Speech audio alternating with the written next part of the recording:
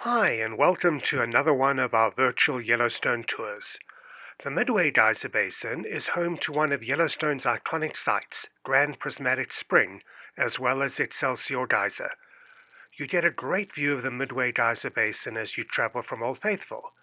As you'll see in another one of our virtual Yellowstone tours, you can climb part of the way up this little hill for an awesome view of Grand Prismatic Spring. But today we'll be staying on flat ground and walking the boardwalks at the basin. Unfortunately, the parking lots at Yellowstone's more popular locations, such as Midway Geyser Basin, fill up quickly and you'll be faced with having to park far away outside the basin. This is why we suggest you do as the locals do. Get into Yellowstone early and have the parking lot and the geyser basin all to yourself.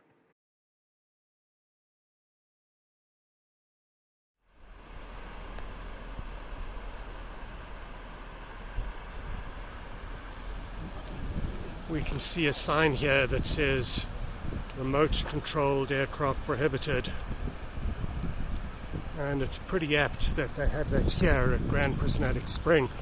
One of the main reasons that the Park Service banned drones or remote controlled aircraft in the national parks is because some idiot tourist decided to fly a drone around Grand Prismatic Spring. By the way, that's Amber, our assistant manager in West Yellowstone. Some tourists decided to fly a drone around Grand Prismatic Spring, lost control of it, and the drone disappeared into Grand Prismatic, never to be seen again.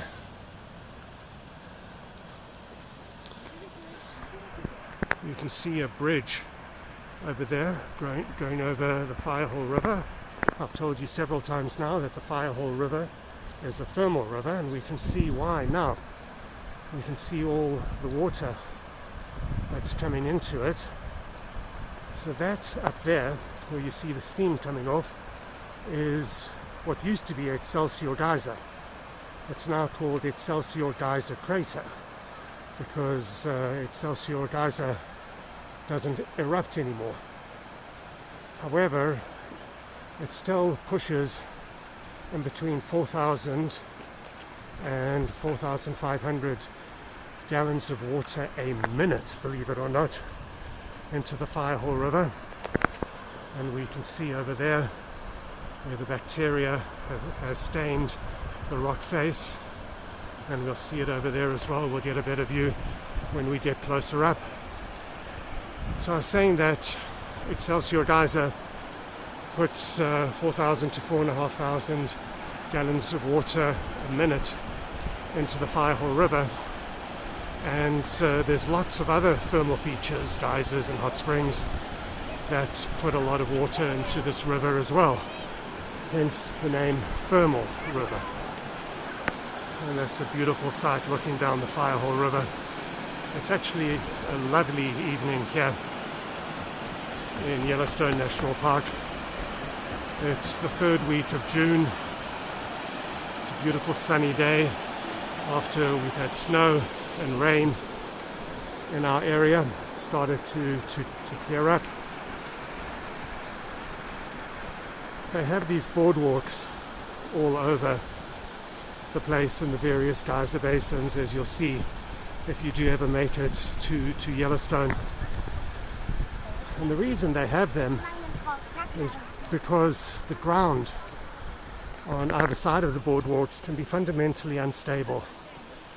You would have seen at other videos that I've shot, particularly at the one at Firehole Lake Drive and also the Lower Geyser Basin. I showed you how thin the ground is on either side of the boardwalks.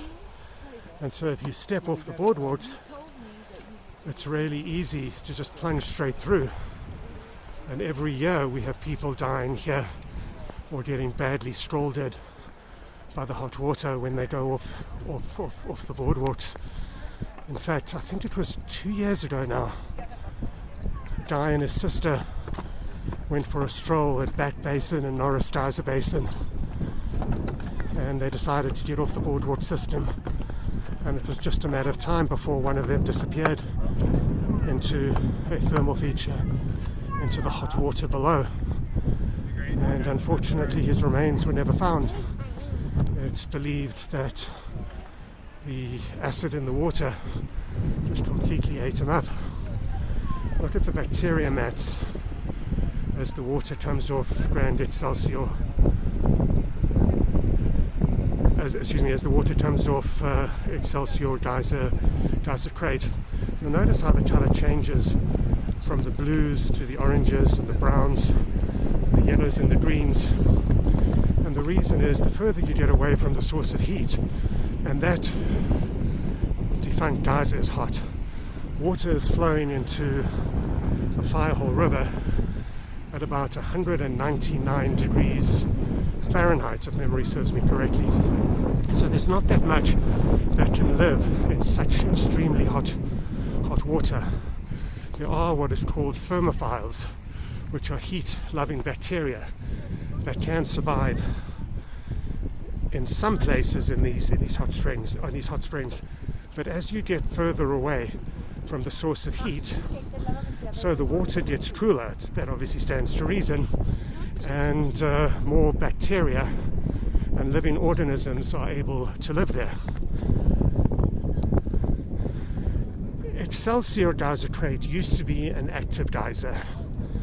It was erupting regularly up until the end of the 19th century. In fact, there are records that indicate that it may have erupted in 1901. But since that time, with just a couple of exceptions, it hasn't erupted. I say there's a couple of exceptions. In 1985, the geyser erupted for an almost 48-hour period. And then, I think it was between 2004 and 2006, it started bubbling up to the point where scientists consider that to be a geyser erupting again. Now we can see how jagged the edges of the geyser crater are. And scientists believe that Excelsior Geyser actually ripped itself apart. It was the cause of its own destruction. It just erupted so violently that the surrounding ground wasn't able to hold the geyser in anymore, and it just disappeared. I've mentioned before that there's two different sorts of geysers, and I won't go into that a lot here, but you get cone geysers and you get fountain geysers, and we look at the expanse of this geyser and it's clear that it was a fountain geyser. If we have a look across from where Grand Prismatic is, that is where the overlook is that you can walk up, and you can see it in another one of our videos. The Park Service put that in, if memory serves me correctly, in 2018. We used to walk all the way to the top of that hill, but now there's wooden barricades that stop you climbing further up, but you still get a great view, as you'll see in one of our other videos. That direction over there is towards the Upper Geyser Basin and Old Faithful. That direction over there will take you towards the Lower Geyser Basin, Firehole Lake Drive, and eventually the town of West Yellowstone, which is where we have one of our offices. Once again, just look how jagged the edges are over there.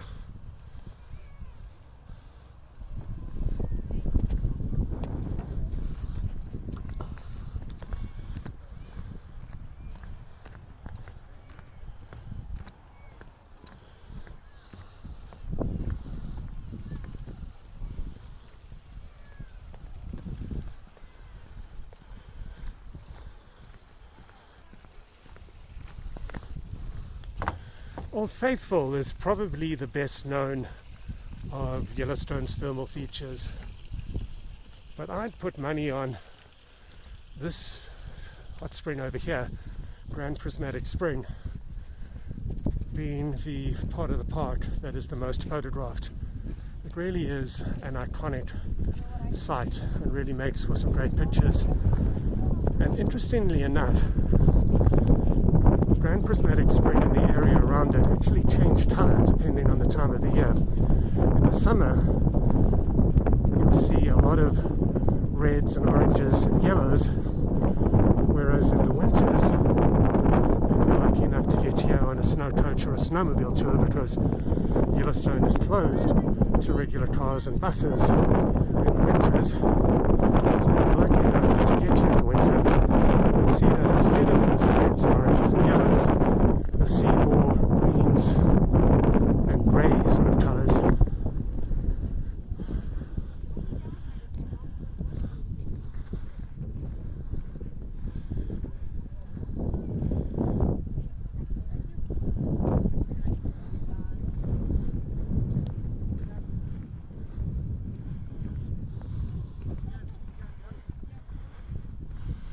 Once again, I'll try and show you where the place is where you can walk up. We are at elevation here, and you are climbing up a bit of a hill, obviously, to get there. And you may be out of breath, but many people feel that it's a worthwhile walk. These are the sights you see when you walk up the hill and take in the expansive vistas of the spring and other thermal features below you. We have an entire video on hiking up to the Grand Prismatic Spring overlook elsewhere in our channel. Check it out sometime. Let's now get back to the tour of the Midway Geyser Basin on the boardwalk.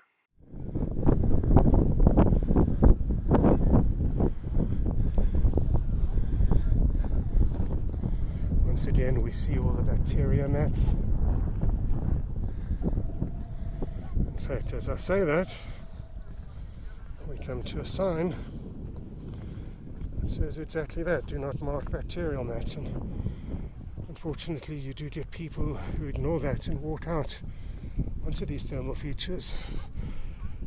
There were two women who appeared in the federal court, the magistrates court that we have here up at Mammoth in Yellowstone, and they were charged with walking on bacterial mats, and they were actually sentenced to jail sentences.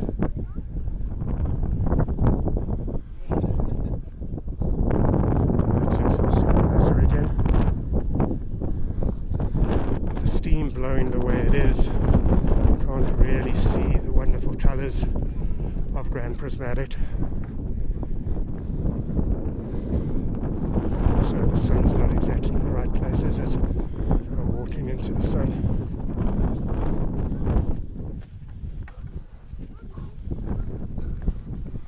Oh, that's a bit better there, isn't it? I can start to see some of the blues and the oranges.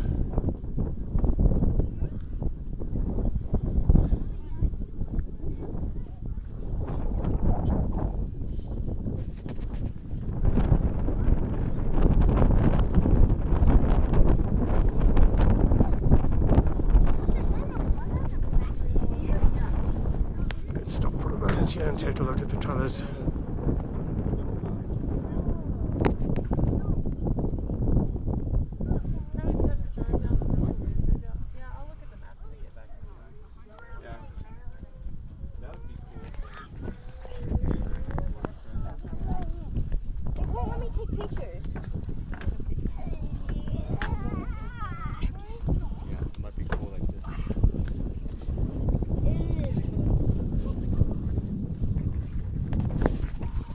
Let's get down and take another look. See how rich that orangey brown color is.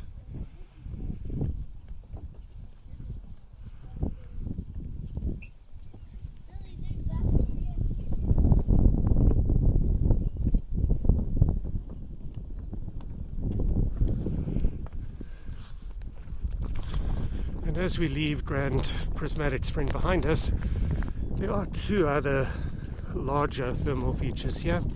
We have Opal Pool and Turquoise Pool.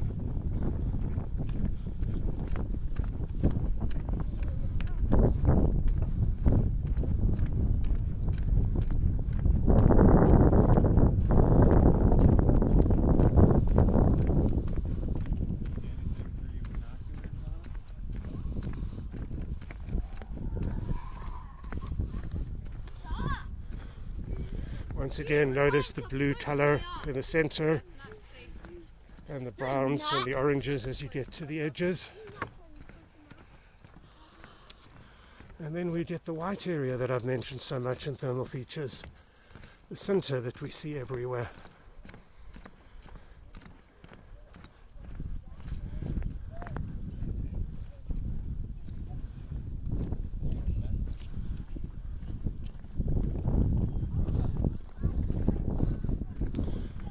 I forgot to mention that Grand Prismatic Spring itself is also putting water into the Firehole River. But whereas Excelsior generates 4,000 to 4,500 gallons, Grand Prismatic is sending off about 560 gallons of water a minute. And there's about 3.8 litres to a US gallon. This is Turquoise Pool.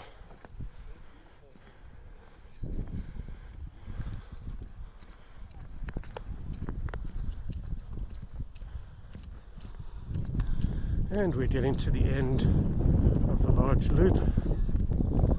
We're going to start making our way back down to the parking lot, which was over there.